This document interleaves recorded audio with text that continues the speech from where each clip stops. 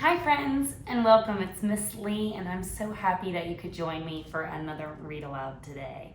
So today we're reading a story, and it's called The Most Magnificent Thing, written by Ashley Spires. This is a regular girl and her best friend in the whole wide world. They do all kinds of things together. They race, they eat, they explore, they relax. She makes things. He unmakes things. One day, the girl has a wonderful idea.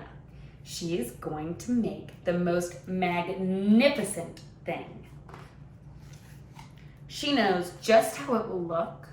She knows just how it will work. All she has to do is make it, and she makes things all the time.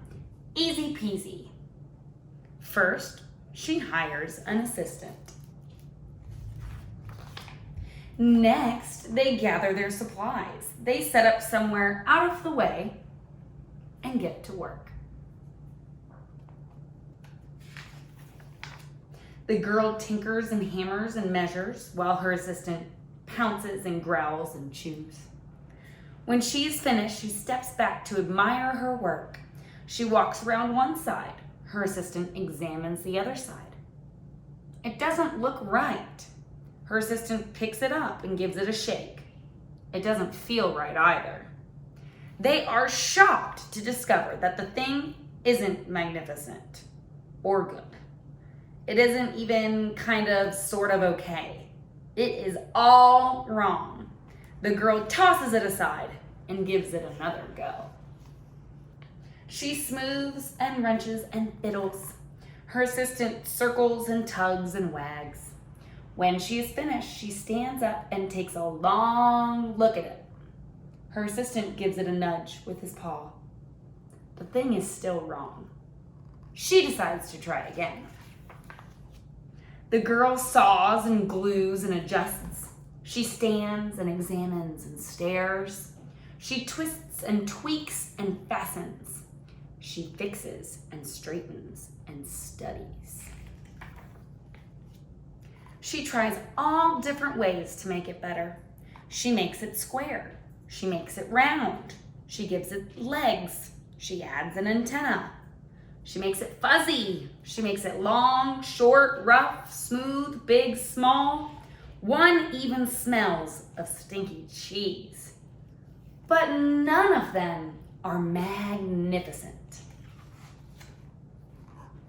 Her hard work attracts a few admirers, but they don't understand. They can't see the magnificent thing that she has in her mind.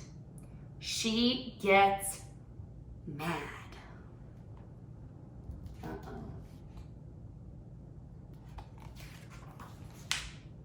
The angrier she gets, the faster she works. She smashes pieces into shapes. She jams parts together. She pummels the little bits in. Her hands feel too big to work, and her brain is too full of all the not right things. If only the thing would just work. Crunch. The pain starts in her finger. It rushes up to her brain, and she explodes. It is not her finest moment. I'm no good at this. I quit. Her assistant suggests a walk. It's not much help at first, but before long, she starts to feel different. Bit by bit, the mad gets pushed out of her head. As they stroll along, she comes across the wrong thing she made. The bad feelings are about to start all over again.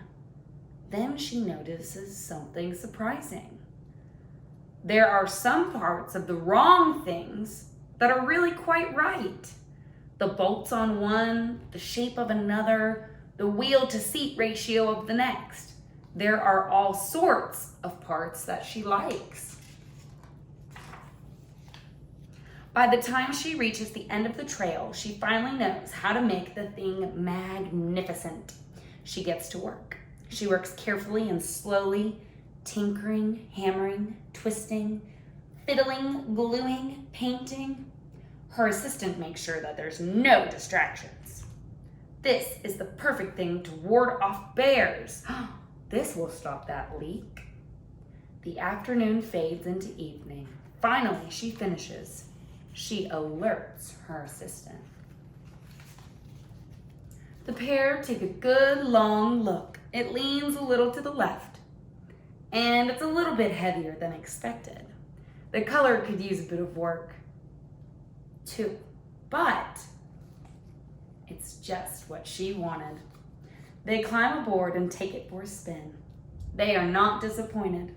It is really the most magnificent thing. I really enjoy this story because it is a story of, first of all, perseverance. You know, she really didn't give up. She tried again and again and again. And when she got really frustrated and she exploded, she took a little break and she came back to it and she could look at it with fresh new eyes and new perspectives. And she gave it another go and it worked out magnificently. I also think it's a great story because it gives you a strategy or a tool for when you're really, really mad, a tool to use to help you calm back down, which is to take a little break and come back and look at it again later.